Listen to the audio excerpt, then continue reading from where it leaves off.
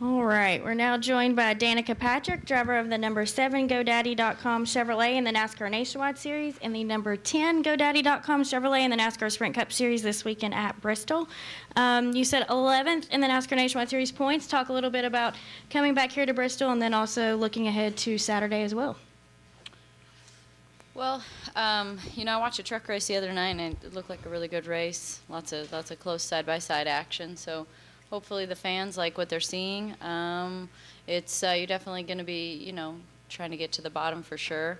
You know, we'll see how that goes. I feel like the setup of the car will be very similar. I don't remember running up high in practice and setting the car up there, so maybe that was my problem.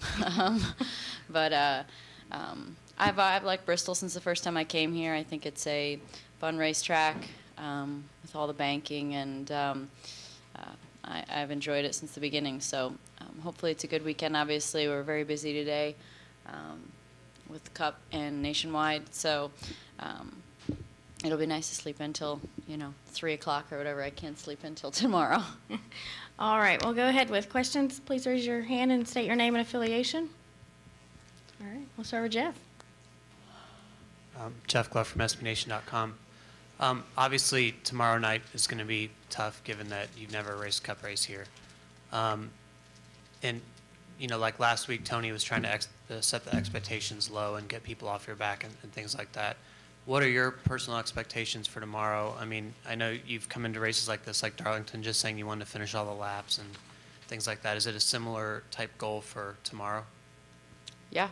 You know, we got 500 laps here tomorrow night, and it's twice the distance of our race tonight in the Nationwide Series. So finishing all the laps is the most important thing for me, to be able to get that seat time, to be able to feel how the track changes, feel how work on the car throughout the race, you know, just get used to the distance. And I've always said that I feel like there's always a rhythm to a race, and you have to kind of get a feel for that by doing the whole thing. So, you know, again, you know, Tony picked what he thought were the toughest races of the year for me to run. So with that in mind, finishing the laps will be the goal for tomorrow night. All right, we'll go to Bob. Bob Pocker, Sporting News. As far as what happened last week in Montreal and running over a shoe, had you ever run over anything He throws a shoe. I mean, really. Did you notice what kind of shoe it was? I mean, what? I think it was dark with a white, like a light-colored sole. It looked really funny on the video. It looked like it like disappeared. Oh, that sucked. I mean, what? Have a lot of people asked you about it, talked to you about it, yeah. and have you? What's maybe the best joke or something you heard about it? Well, I think the Austin Powers "Who throws a shoe?" I mean, really is probably the most appropriate thing. But I think a lot of people did ask me about it or talk about it, or most of them just said, "Who throws a shoe?" Seriously, that's mostly what I got. So it was disappointing. We were looking forward to, you know, having a shot to win, and you know, that happened in the lead, and whether it was what caused the problem or not, I don't know. But it definitely was what ended up, you know, leading towards the end of our day. So we were just looking to have a good result. I can't tell you how many people said after Watkins Glen, you know, what bad luck I had, and then I hit a shoe. So I don't really think it can get I don't feel like it can get a lot worse. I don't know if anyone's ever hit a shoe before, but it just seems like a very weird situation. So I'm ready for it to turn. I'm ready for some good luck. I'm ready for some good results. And the team has been working extremely hard. It doesn't change whether we finish first or last. And but it's nice to get rewarded with a good finish sometimes. And I think we're all looking forward to that. All right, we'll go to Joe and then Marty. Joe Madzer, NASCAR.com. Danica, do you ever wish that maybe Tony hadn't picked the toughest tracks for you in Cup, or do you feel like this has been pretty beneficial and will pay dividends? Well, I don't think that being able to know whether or not it's beneficial at this point is really possible. You know, the part that we'll know if it's beneficial is come next year, when either I feel much more comfortable coming back to those tracks, or I have better results, or you know, something like that. So at this point in time, it's about gaining the experience, but there's a saying that what doesn't kill you makes you stronger. So I'm sure that they will help. It will help in the long run. But until we get to next year and actually know how I feel, we'll decide whether or not these races helped or not. I think as long as I can keep my head up and stay confident and stay looking forward and stay upbeat, then I think that they will serve that purpose. But there's always that chance that these are humbling moments, and especially with being at the tough tracks that they're at and the tough races that they are. So just got to focus on staying positive. Okay, Marty. Marty Smith, ESPN. Danica, good morning. When you're leading that late in a race, what were your emotions in that moment when you are the leader with just a handful of laps to go? Is it are you super excited? Is it just like normal? Take me through that. Whenever I'm leading or running really well or feel like I have a really good chance to win, I always feel really calm. I always feel like I am where I'm supposed to be, and I feel a sense of focus. And but most of all, I feel calm. So that's how I felt, and that's what I was saying to my husband afterwards. And people around me, I was like, I just felt really calm up there. It's a really peaceful view when you're out front and nobody's in front of you. It is nice. Although there are mirrors, but still, it's very peaceful when you see nothing out front. So I felt good. It was just a bummer. It was just a bummer of a weekend. So that's all right. We made a good showing, and we ran well all weekend, and we led a lot of laps. So had lots of good restarts. So we'll just take that and move on. Mark Garrow, PRN. Danica, throughout your racing career, I mean, if you're a driver long enough, you get into these slumps, and just a series of things keeps happening and building on the next bad thing.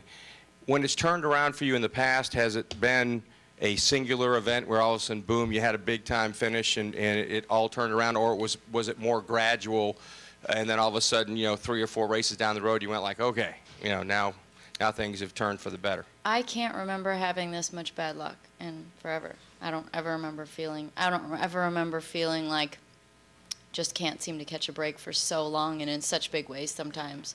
So I don't know. We'll have to see. Sorry for such a short answer, but I don't know. All right, go ahead. And then we'll go to Woody and then Bob. Hey, Danica, Jeff Hood of RacingToday.com. Just wanted to get your thoughts about next weekend. It'll be your first nationwide and Cup start at Atlanta. What are your thoughts and expectations? I've heard lots of great things about Atlanta. It's good racing. The tires definitely go off with the surface, and the line moves around a lot. So I've heard a lot of really good things about it. For me, it's going to be a big weekend, not only from the standpoint that there's Cup and Nationwide, but it's a big Coca-Cola weekend. So I'll be really busy, but I think nothing's better than going to a new track and having lots of track time. All right, go ahead, Woody. Woody Kane with MRN. Danica, just wanted to ask you about the particular challenges you see here versus the intermediate tracks or a road course in terms of the racing this weekend. It's the short track style in general. I mean, short track style, I guess, is this is a slightly unique because of how much banking there is, which I feel like is part of the reason why I have liked coming here and why I feel more comfortable here. I've always said that the fast, big bank tracks are what I feel like I do the best at, and this is a fast, short bank track, as if that can be. So, I mean, I think that, particular to this weekend, you're going to be fighting for the bottom without the third lane or the top lane. I think that, it's going to be a little harder to pass, probably.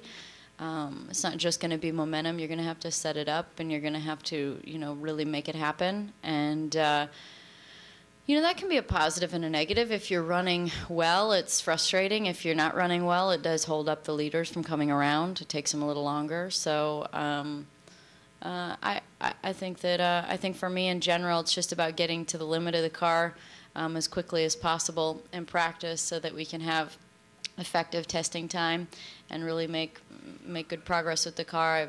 I've always said that if I haven't been there, if I'm not comfortable, sometimes the way we start with the car is the way we end with the car, but we do a whole big circle with the setup and end up where we started. So hopefully it'll be good. This is my third time here now, so.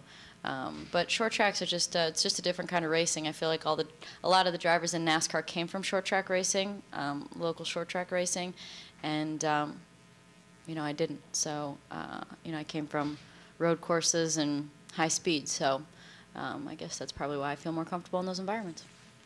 All right, go ahead, Bob. As far as your Cup program and getting ready for next year, which is kind of what you're doing this weekend, does it matter that whether you have your crew chief for next year at all this year, and also I guess you have Tab Boyd as your spotter for both races this weekend? Is that just, are you still in that process of trying to find spotter for next year?